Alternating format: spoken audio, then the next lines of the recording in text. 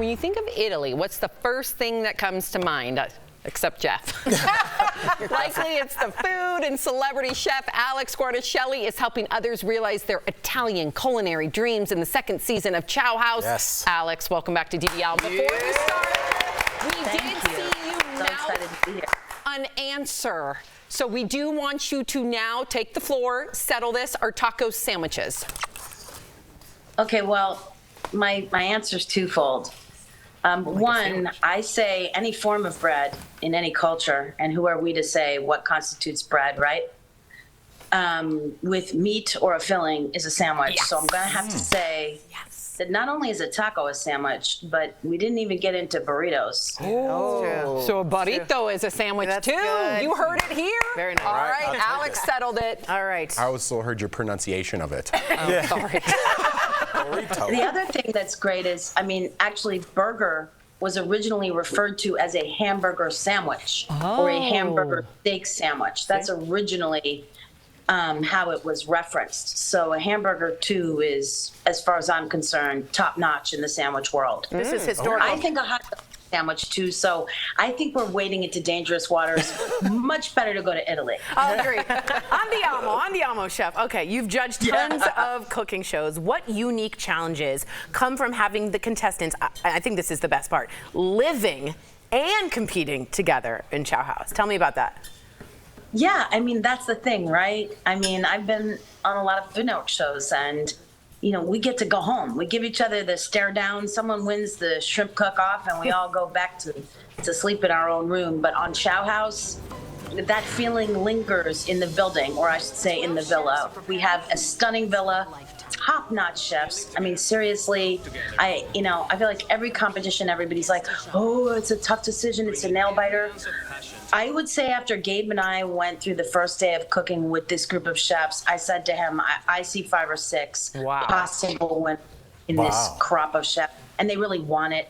And the other cool thing about Chow House is it's not just the living component, it's also that the process of going through the show, the challenges, traveling in Italy, learning about the ingredients, making pasta with the nonnas, doing all sorts of stuff that is just everyday life in Puglia. Then you win the prize, which is working with chefs throughout Italy, like a cultural immersion. So I feel like all the chefs are winners. Everybody gets a participation medal, but there's one real winner here. The other thing I want to point out is that ciao, the word ciao in Italian, it means both hello and goodbye. Mm-hmm. You know what I'm saying? Oh, that's cool. I like that. Ciao, ciao. You know? Yeah. Well, so last season was based in Tuscany, but this season is in Puglia, which you just mentioned. How does the region change how chefs approach their dishes? Well, that's really the part where Gabe and I kind of form a sandwich. I think together, Gabe and I make the Italian-American sandwich to end all sandwiches, because I'm sort of stuck on, did you make the right choices? Did you use good ingredients? Did you cook them well? And Gabe, being a Tuscan native and really truly Italian, as opposed to the Italian-American me, he's much more into, hey, why did you choose this? How did you respect the regionality? How did you honor the ingredients? Does this fit the context of what you're doing? So I think in Puglia, it's the South. There's seafood, there's pasta, there's bread, there's produce. It's a really rich, not to mention like White Lotus type looking region of Italy. I mean, look at it. It was stunning. just, everything was, it almost looks fake. Yeah. And, then someone overcooks some shrimp and you realize it's all real. Well, listen, we got to see a picture of the region. It is gorgeous. If you were to make a dish to represent yourself and this region, what would it be? I don't even have to think. I would just lightly char a bunch of shrimp and then arrange them in like an old kind of clay dish with a lot of garlic and oil. This is not a date night dish. You got to be confident with your garlic eating abilities. I would broil it with some toasted breadcrumbs and lemon.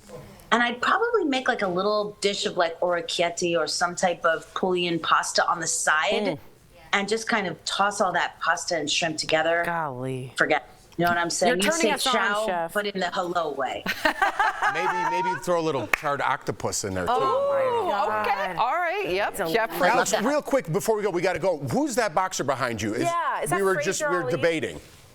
Oh, that's a Mr. Brainwash piece of Muhammad Ali. No, okay. Al won. Very Al cool. won. I was going Rocky Marciano. Okay. All right. Alex, thank No, you. I keep the ultimate champ in my kitchen with me to remind me of my own standard. There you go. Nice. Yep. Nice. Thank you for joining us. So great to love see you. DBL Nation, you can see Chow House Season 2 starting this Sunday. You can also catch Alex on Supermarket Stakeout now on the Food Network. Congratulations on all your success. Well deserved. Absolutely. We'll be Thank right you. back. Absolutely. Thanks. You didn't give her a chow? Ciao. Ciao.